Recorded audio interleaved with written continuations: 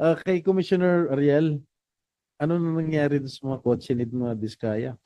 Um, um, Good afternoon, Ah, Senator Jinggoy. Ta at linawin ko lang po ulit, 30 ho yung nakuha naming mga sasakyan. Actually, 30 plus 2. Yung dalawa kasi hindi na namin sinasama sa list of. yung Rolls Royce na may payong. Kasama po sila dun sa, yung Rolls Royce, so, kasama dun sa 13 na nasa BOC compound na. Ang kategorya po niya na yan ay inisyuhan namin ng warrant of seizure and detention. Ibig kong sabihin, kandidato na ho yan na ma-forfeit in favor of the government. So yung Rolls Royce with the umbrella nasa 13.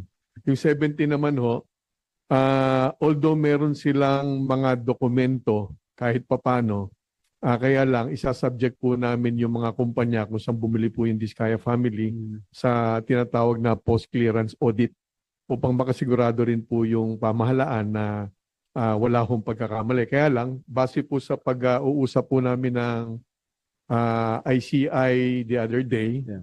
at nakatanggap na rin po kami ng sulat galing po sa BIR at ICI, hindi po rin namin pwedeng pakawalan yung 17 doon sa 30 mga sasakyan. Again, 13 out of the 30 luxury vehicles subject na po ng seizure proceedings. Yung 17, although may mga dokumento naman, hindi rin po namin pwede pa rin hong pakawalan yan kasi yan ay bilang tulong po namin sa ICI at sa BIR na baka may iba po issues na kailangan pong hawak namin yan. So wala na natira ron sa garahe ni St. Gerard? Yung mga local cars na lang po yun. Ano? Sumulat pa rin po kami sa LTO dahil sang-ayon po sa mga narinig po namin sa mga pandinig, Mr. Guerra, Senator. 3 po pa lang ho yung nahawakan namin, kaya lang base po dun sa mga hearings, supposed to be 4 na po yun. Doon sa mga na-retrieve niyong kotse ng mga Diskaya, marami doon yung mga tinatawag na gray.